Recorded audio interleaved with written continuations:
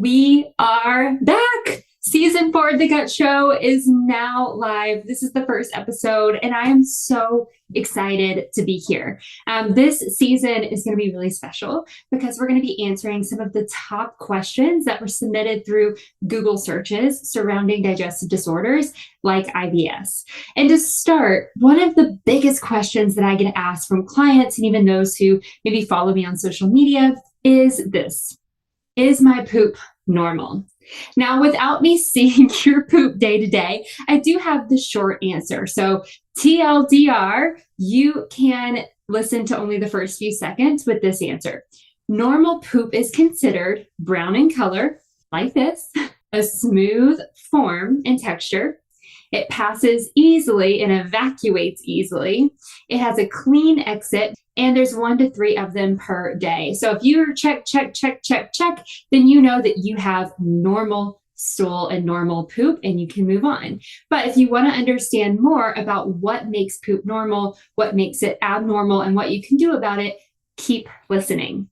So let's start first with talking about what poop actually is. So this is the makeup of your food leftovers from digestion, water, different organisms, dead or alive, mucus that can kind of build up and be secreted as part of just the digestive process in your body's health, and then old red blood cells that your body is kind of shedding and getting rid of. The way that stool is actually formed is that food comes into your mouth and then starts the digestive process. So it's coming in one form. We start breaking it down while we're chewing, and then as it moves through the digestive tract, it starts to change form and shape. So that first starts in the most major way in your stomach. Whenever your food is in your stomach, those digestive acids and juices, those are breaking down your proteins and starting to put it together as a bit more of a mass. And this is more of a liquid mass versus a well-formed mass that's moving through. So you're getting things kind of broken up, churned up, and turned into more of like a liquid mass that's starting to move all as one. Now, this is going to combine, the food combines with different liquids and different digestive juices that were secreted. And so that liquid mass isn't just food. That's where liquids come into play, and those juices are going to travel along with you.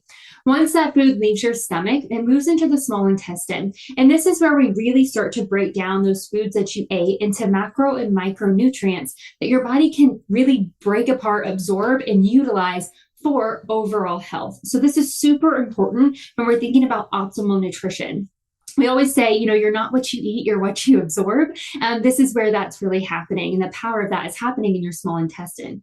Now, your small intestine is the longest part of your digestive tract, but food actually moves through pretty quick. And so as food is moving through your small intestine, you're absorbing, you're pulling out those nutrients, and then that liquid mass of food is really starting to come together more and starting to take on a bit more texture to it versus like a clear mass or liquid mass.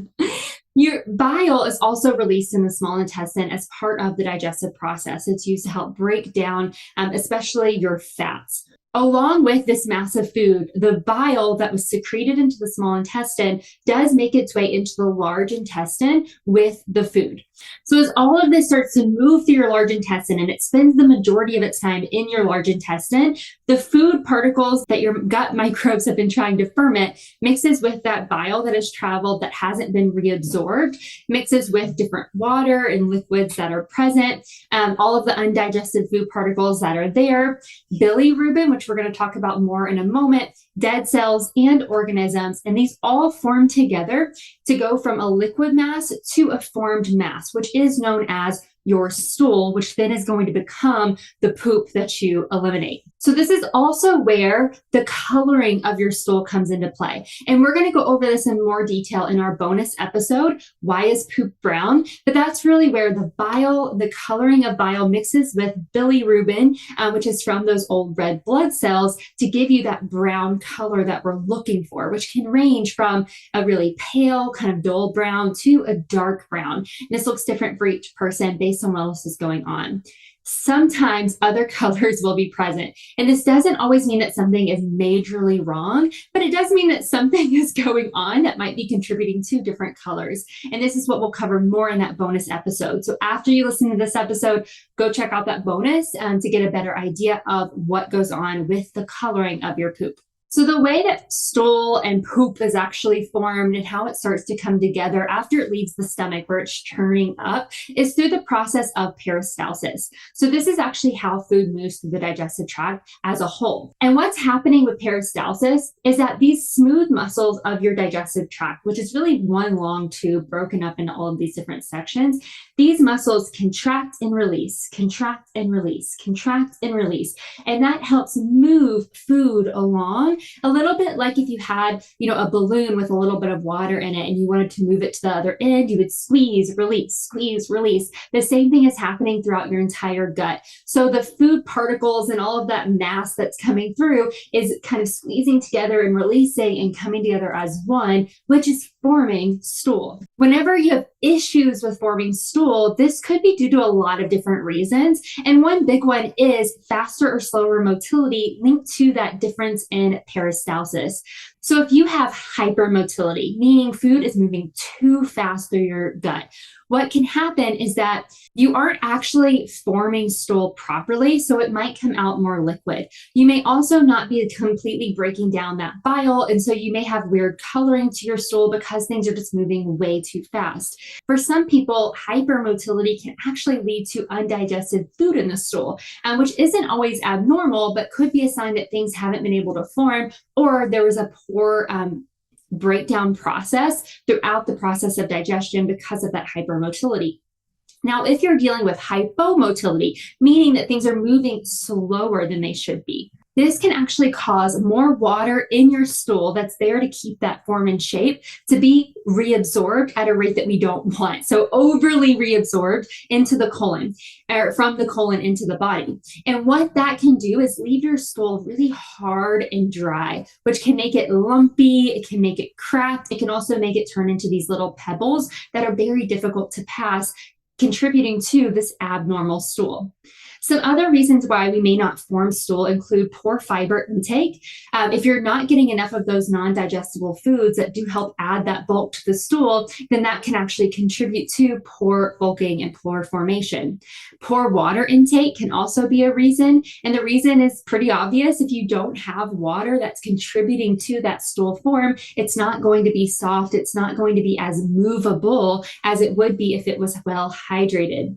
And then another reason is low digestive capacity. And this could be due to malabsorption issues, which could be celiac disease or other inflammatory conditions, poor bile release, which could be a gallbladder or even a liver issue, and even poor bile absorption, where we reabsorb it in the colon. Maybe there is poor enzyme release or poor secretion of your digestive juices. Any of this can actually lead to poor digestive function overall, which might contribute to poor formation of your stool. And that could lead to poor coloring. So like the things that are contributing to the brown color aren't coming together like they should, or even the formation due to those carbohydrates and those different pieces that are supposed to come together. All right, so now that stool is formed and it's made its way through your colon, what happens next? So your stool has to get stored and then released. The reason why stool storing is so important is that you do not want to be releasing stool all day long. And your colon, right at the end of your digestive system, it is constantly working. So food is moving through. It can stay there for around 24 to 48 hours. And so if stool is moving and forming and moving and forming all day, if you didn't have good storage of stool, what can happen is that you may be pooping all day long, which is not normal and not what we want. So instead, what happens is that we have a storage space of the colon called the rectum. And this rectum is right at the end, kind of a little bit of like if you've seen like a stomach or a bean shape, or if you hold your hand and cuff it, kind of looks like that, where stool can kind of form in a nice little holding place until you're ready to release it. Right at the base of your rectum, you actually have a pelvic floor muscle called the puborectalis muscle. And this helps kind of kink off the bottom of that rectum so that you're not just emptying the rectum all day long and you can walk around, move your body, whatever you're doing with your day-to-day life, and not just be releasing stool. So typically the signal to release stool comes when that rectum is completely full. So it's putting pressure on those nerve endings right around where that muscle is kinking it off and telling your body, hey, we're full, it's time to release. Or when the gut is stimulated overall. So when you wake up, either upon waking or with the first bite of a meal or with the first kind of big drink of water, your gut starts to turn on after resting most of the night. And what it does is it says, hey, we're going to have food coming through. We're going to be creating more stool. And so whatever is stored really needs to be released. And this can cause that urgency or that signal to your body that it is time to release stool for the day ahead so that I can form and store more stool. Now, not everyone gets this signal perfectly. So some people are going to get an overactive or overstimulated signal. And that could be due to nerve issues, pelvic floor issues. It could be due to not releasing all of the stool that was stored in the rectum, so it is constantly full. There's a lot of things that can cause kind of this overstimulated gut and an over-signaling of this urge. And some people will actually not get the signal or not feel that signal. And so their rectum may be full, they may be ready to release stool, but they may not be getting that signal due to either nerve issues or even just ignoring the signal for too long. Your body is very sensitive to your communication. And I don't know exactly why this happens, but we know that whenever you ignore those signals your body gives you for hunger or fullness, or even the urge to go poop, if you ignore it for too long, you are not going to get those same signals. And that's going to be disconnected, which is going to lead to you not knowing that your rectum is full, stool's ready to be released, and then you don't go. And what that can do is cause too much of a buildup of stool in the rectum and in the rest of the colon, which can lead to really bad constipation and even less function or just a weakness of those muscles. Or it can lead to increased pressure on your pelvic floor, which can lead to overflow diarrhea, other pelvic floor issues, hemorrhoids, things like that, that we do not want and are not considered quote unquote normal. So when you actually get to the toilet, you're sitting on the toilet and you're ready to release stool, a normal passing of stool will mean that that puborectalis muscle is unkinked and your rectum is elongated to fully release what's there, and that all of the pelvic floor muscles surrounding the base of your rectum and your anus, the anus and the anal sphincter, these muscles will relax and the formed poop that is in your rectum will pass through easily without pain or without discomfort. And ideally, without a lot of pushing or bearing down. If you're having to push and force stool out, that is where there could be something abnormal going on. So some of the most common reasons why stool is not passed easily is the poor relaxation of those muscles. And so that can be due to tension that you're holding in your pelvic floor or tension throughout the rest of your pelvic floor, which many people will have issues with. It could be due to that poor connection. So there are some people who it's a brain connection, brain-body connection of relaxation. It doesn't just happen naturally. And for some people, they're not able to make that connection and really connect to the right muscles to relax. So that can be an issue, or even chronic constipation, like I mentioned, where if we're not going, we're ignoring those signals, we're putting a lot of pressure, those muscles will get very tense, and so they will not relax as well. Another reason for poor release would be the poor coordination of your abdominal muscles that are used to actually push stool through. So like I mentioned before, you shouldn't have to bear down and push really hard in order to pass stool. That is not normal. What you should be doing are these abdominal muscles kind of around your core, those deep muscles, they're actually involved in helping push and move stool out. And so with the right breath work and coordination of these muscles, you're able to push stool more effectively without creating a negative pressure on your pelvic floor. And this is a healthy release of stool. For some people, this is something that does happen pretty easily. For others, maybe if you deal with slower motility or issues evacuating stool, this could be something that needs a little bit more focus.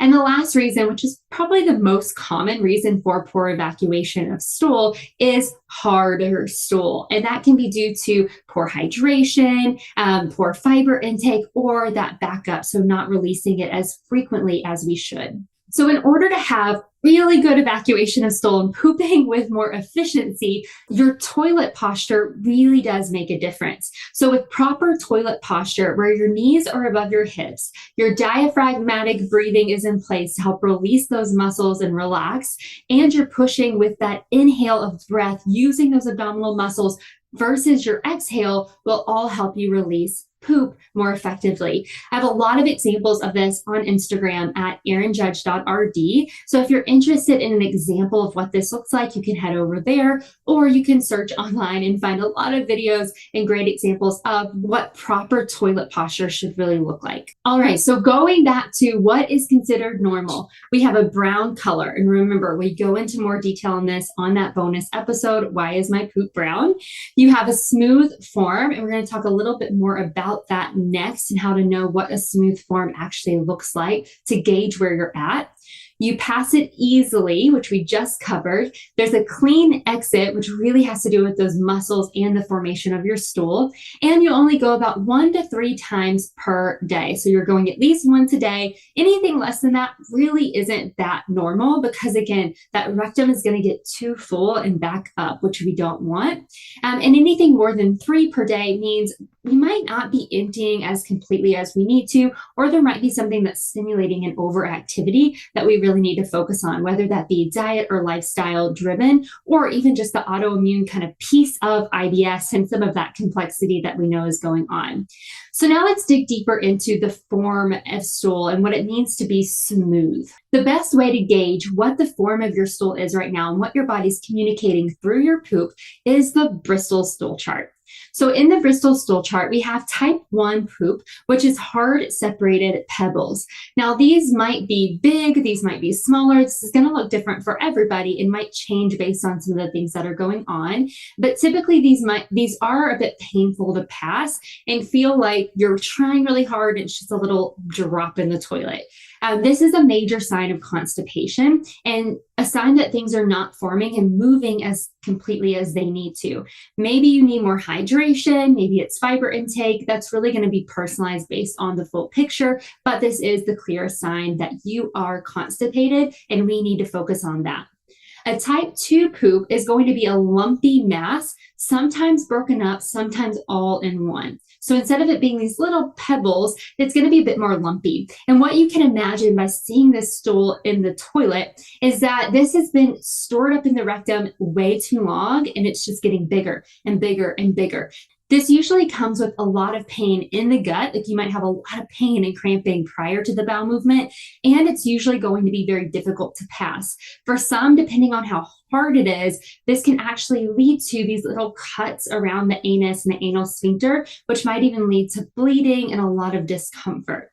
And this is a sign that you're constipated and a sign that we probably need to work on evacuating that rectum more consistently. So it may not be that things are moving way too slowly throughout the colon, but we need to focus on that evacuation. And again, the rest of that picture will be fully personalized to you. Now, a type 3 poop is considered more normal. And this is where we have a bit of a lumpy log, maybe with some cracks on it. So things are starting to form in a more complete way. Could still be broken up, but it's a bit easier to pass. So there might be some mild discomfort, especially when you're starting to pass the stool. There might be some of that scratching depending on how hard it is, but usually it's easier to pass than a huge mass. This is a really clear sign that you need to focus on hydration and that passing of stool. So it may not be that things are really backing up and getting overly packed in, but it could mean that things are not soft and smooth like they should be. And so adding more hydration will help pass that stool more efficiently.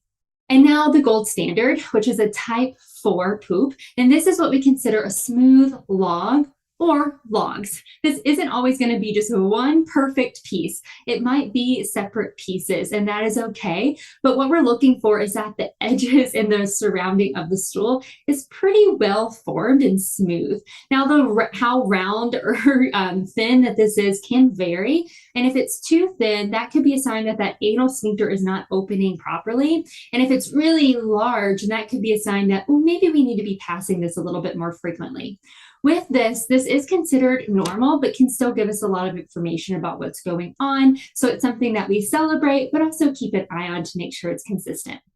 And then still sort of on the normal side, but moving towards diarrhea is a type 5. This is where you're going to get looser texture and kind of these formed blobs. So it's not necessarily these lumpy pieces. It's a little bit more formed, but not fully intact or even in a log formation. It's more like a blob in the toilet. Sometimes this is going to be mushy, but they're going to be at least clear cut. You're going to see some definition to them. So what this is saying is that the stool formation is a bit off.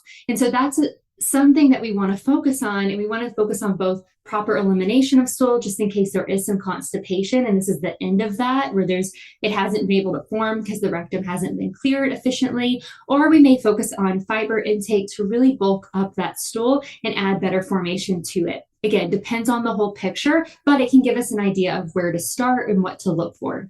Now, a type 6 poop is going to be that mushy kind of mass.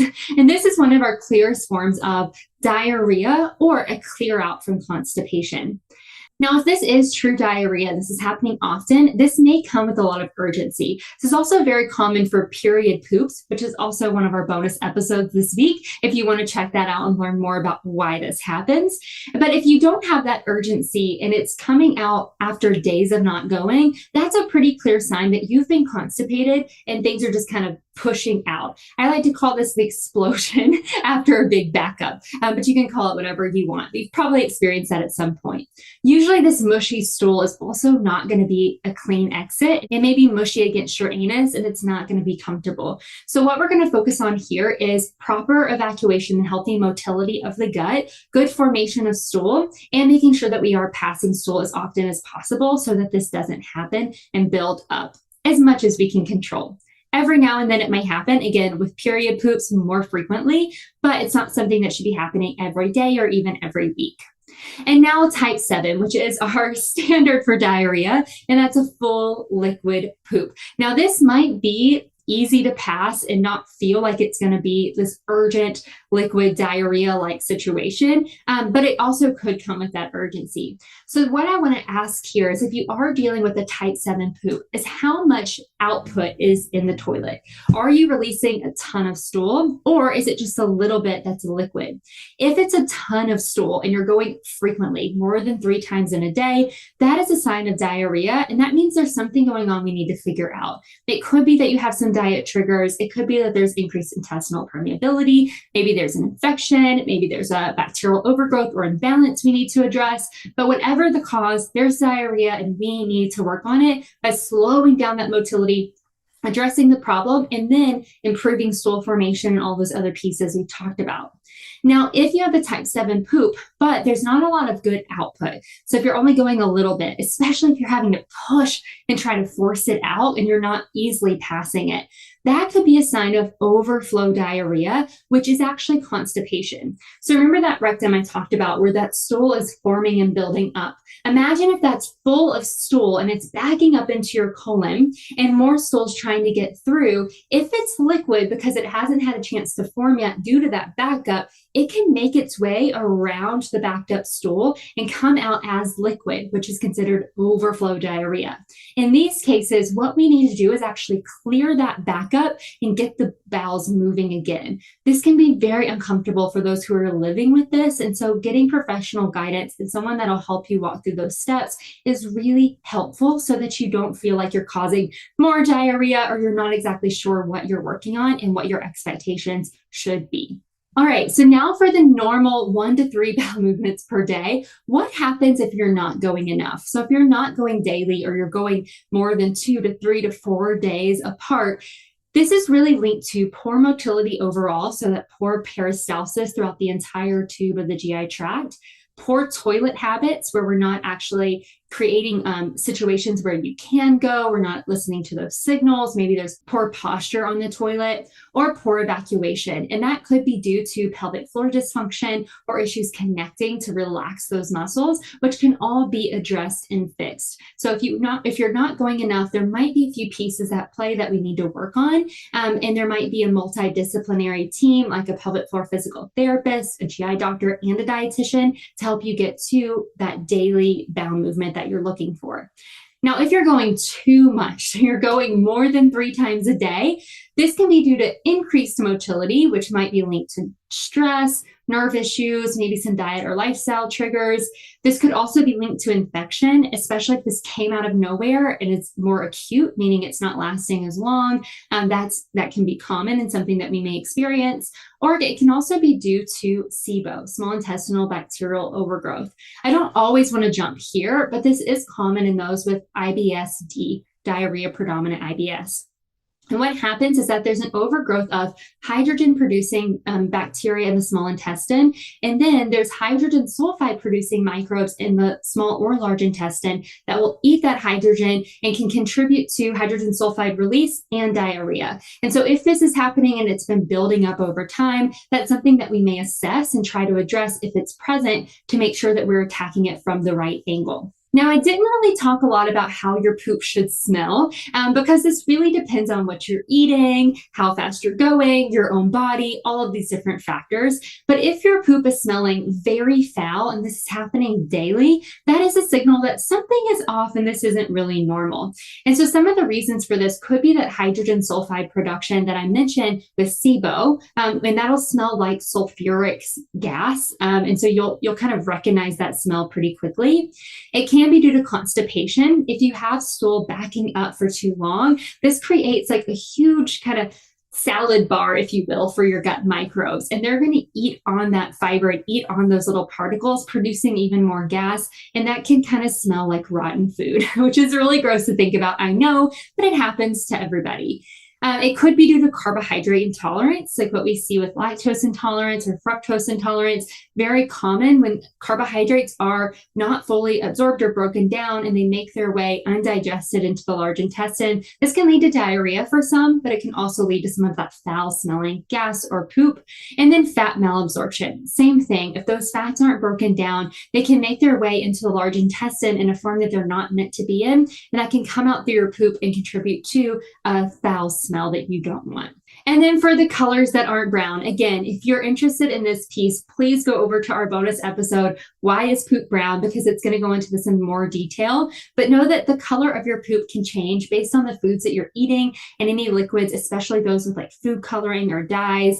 It can change based on medications or supplements. And then sometimes it can indicate a bigger problem and a concern, which is why you want to go check it out. Now, if you are new to learning about your poop, I encourage you to open the toilet seat after you have a bowel movement or stand up and turn around and look at the poop that's in the toilet bowl before you flush. You don't have to take pictures or do this every single day, but doing this for even a short amount of time to really understand what communication your body may be giving you is so valuable. And it can also help to track that pattern and track what you're seeing so that you can begin to put correlations together and see what is going on. If you need a resource for this that's designed for those with digestive issues and those who are dealing with some of these digestive concerns, My Gut Journal, which is a 90-day logging tool that I created for those with IBS and digestive disorders, is a great resource that you can use.